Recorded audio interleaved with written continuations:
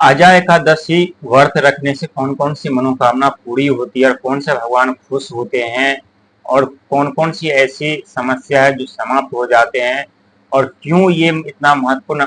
माना गया है ये एकादशी। पूरी डिटेल्स पूरी जानकारी बताने जा रहे हैं। हम बात कर रहे हैं धनु राशि के बारे में, क्योंकि धनु राशि के जो स्वामी है देवगुरु बृहस्पति है और ये अजा एकादशी बहुत ही महत्वपूर्ण माना गया है, क्योंकि ये भादो या भाद्रपद या अगस्त का महीना और इसी अगस्त के महीने में गणेश चतुर्दशी के साथ साथ जन्माष्टमी भी मनाए जा रहे हैं। और इसी महीने में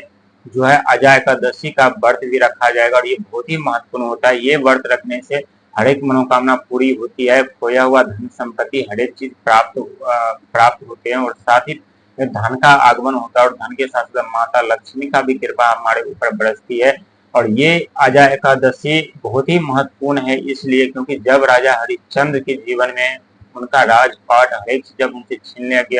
लिया गया था और जब एक चंडाल के घर में डोम के घर में जाकर के जल्लाद के घर में जाकर के उन्हें कार्य करना पड़ रहा था और जब कार्य कर रहे थे तो एक दिन उनके गौतम ऋषि को उनके दुख दर्द पीड़ा देख करके उन्हें बहुत ही दर्द हुआ गौतम ऋषि को। गौतम ऋषि उनके पास आए राजा हरिश्चंद्र के पास और गौतम ऋषि ने ही राजा हरिश्चंद्र से ये आजा एकादशी के बारे में बताया और उन्होंने कहा यदि आप एक आजा एकादशी का व्रत रखते हैं भादव महीना में तो इससे भगवान विष्णु की कृपा आपके ऊपर बरसेगी, साथ ही माता लक्ष्मी की कृपा आपके ऊपर बरसेगा और जो आपके राजपाट धन संपदा मान सम्मान जो हर एक चीज आप गवा चुके हैं जो आप दे चुके हैं,